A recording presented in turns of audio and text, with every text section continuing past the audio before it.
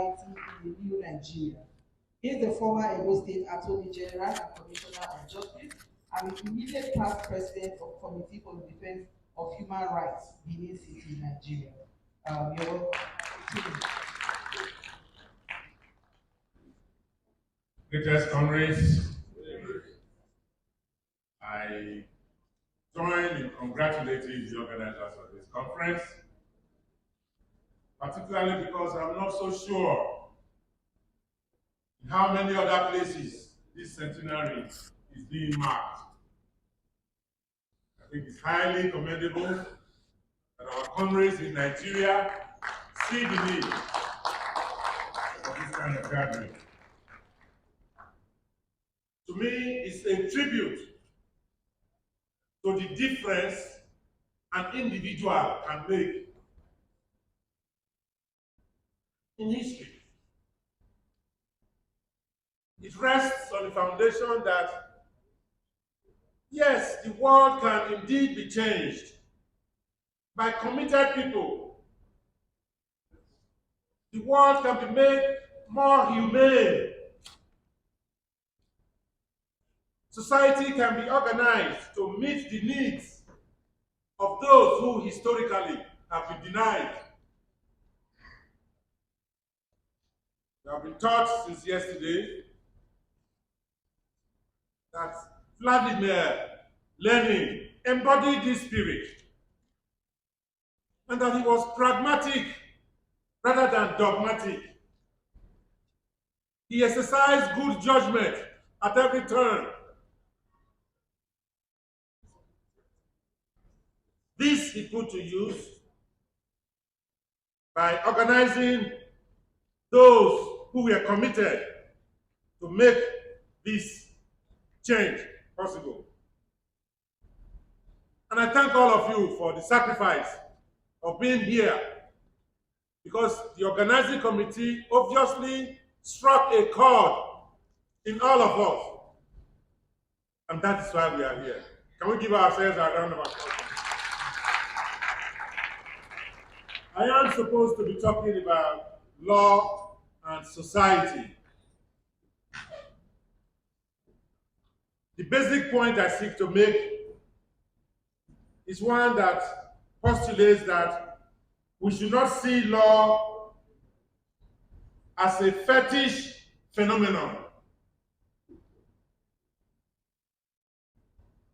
that has always existed and will always exist. We are called upon to use the tools of historical and dialectical materialism to appreciate that law came up at a point in the historical development of society.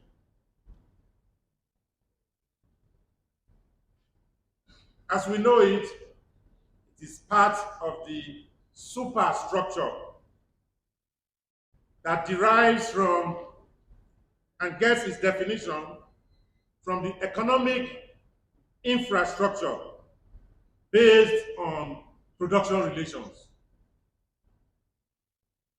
Where production relations are exploitative, the superstructure built on it, which gives forth for its sustenance, cannot but be in sync and be exploitative also, and repressive. So the instrumentalities, the laws, the courts, the bureaucracy, the police will all be institutions deriving from that exploitative foundation. And to enforce it. So when we talk about the rule of law, we are talking about the rule of the law made by the dominant class. I think that's the basic point. So when we apply this tool in looking at the different socioeconomic formations that we have had in the world, we find it to be true. In the slave era, law would justify the trade in slaves. The standards set in the law of contract will facilitate the right to sell your slave.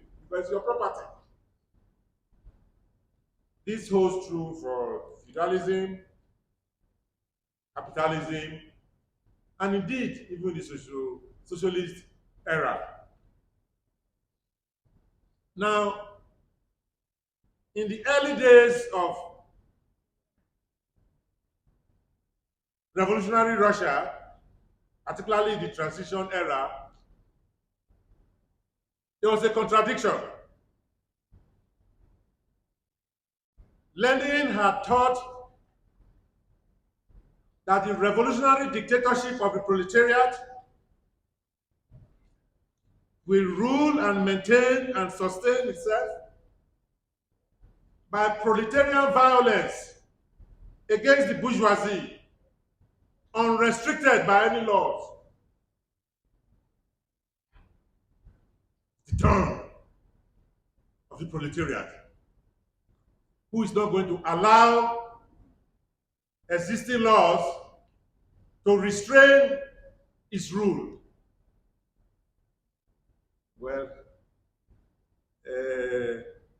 we know that Nicholas the Tsar was executed along with his family members.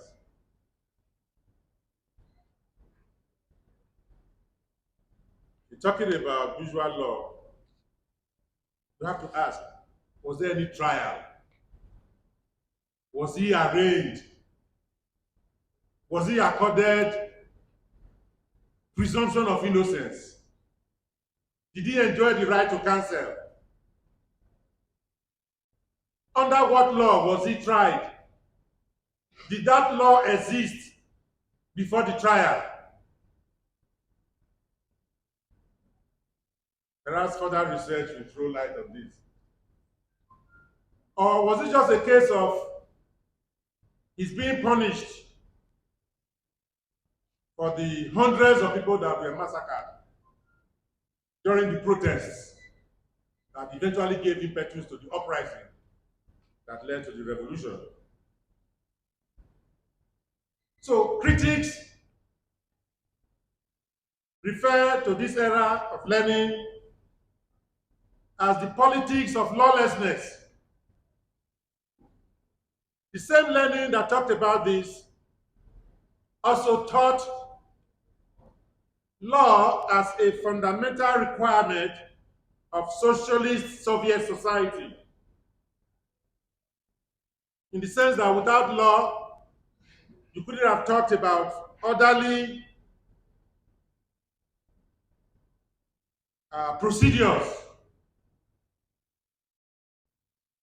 against illegality, indiscipline, and chaos, which otherwise we refer to as socialist legality. So this contradiction between the dictatorship of the proletariat, unrestricted by any laws, being taken side by side with socialist legality. But I just say that what's important in the final analysis is the context.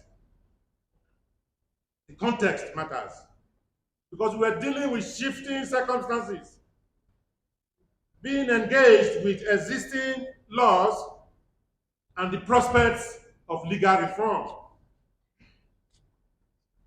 Fundamental to all of this was the difference between just laws protecting the interest of society versus injustice of laws favoring the capitalists.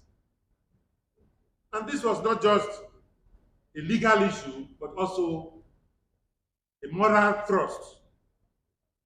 Now, I'll take an example. Labor laws as they existed on the safety of the workplace. These laws could have been seen to place obligations on the capitalists in protection of the workers. But the question was, for what purpose? For continued exploitation.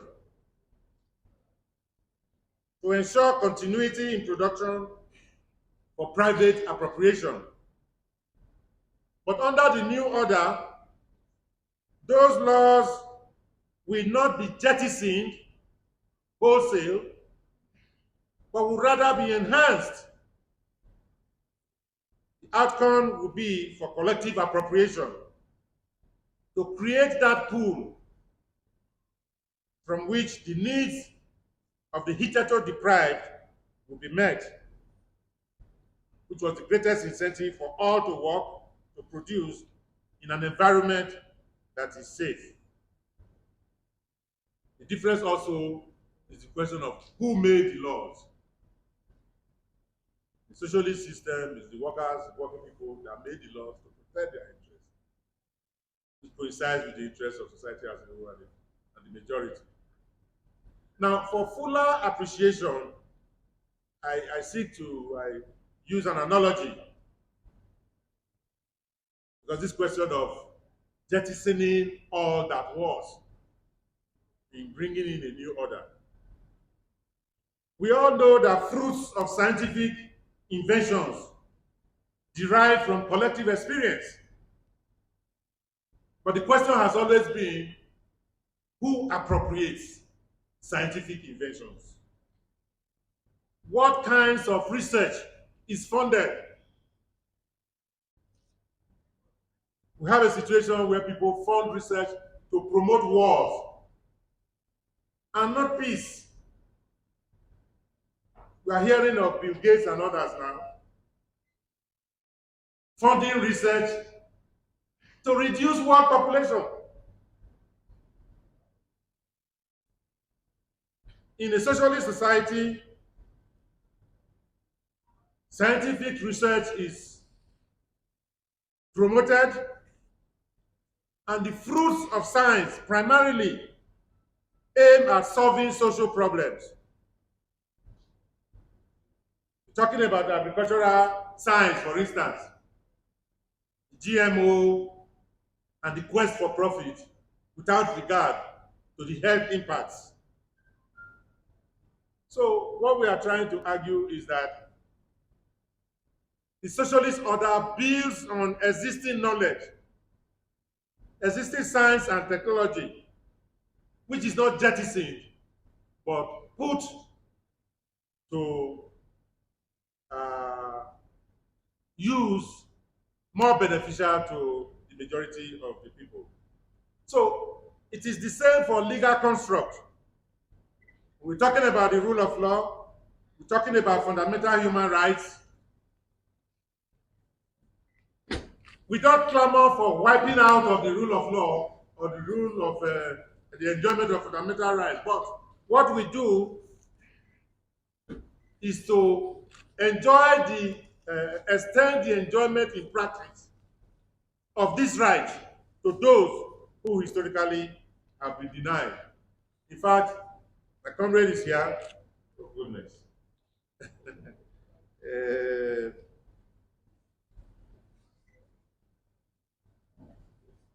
so, in practice of law right now, we expose the hypocrisy of the laws as they exist.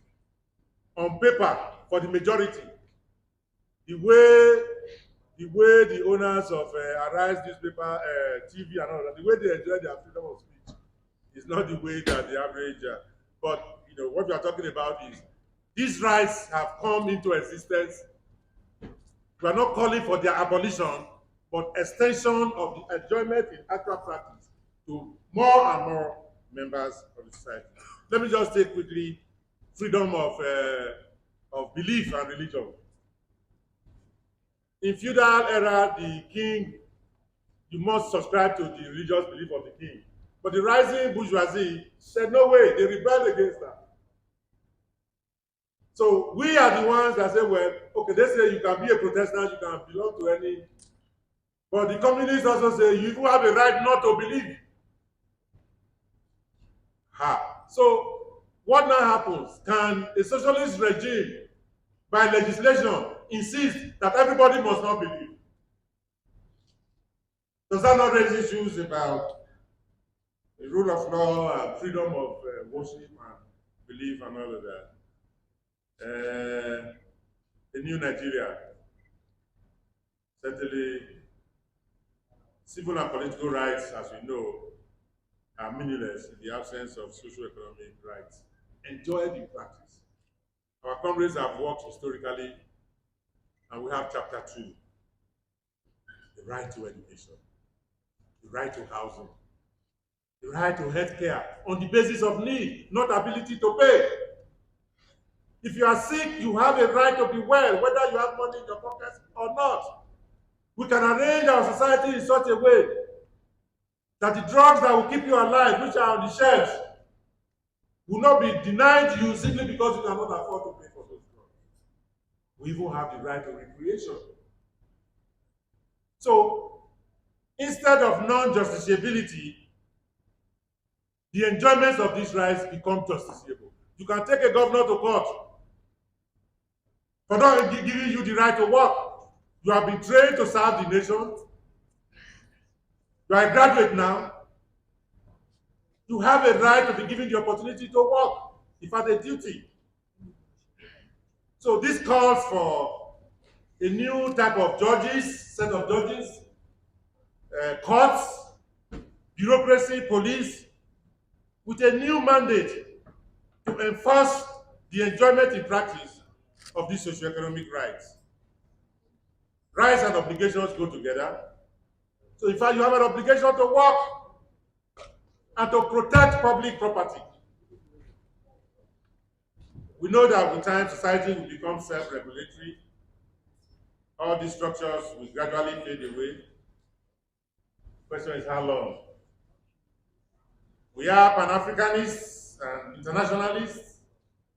What we want for Nigeria, we want for all peoples of Africa and the whole world. That outlook, indeed, will help solve the national question.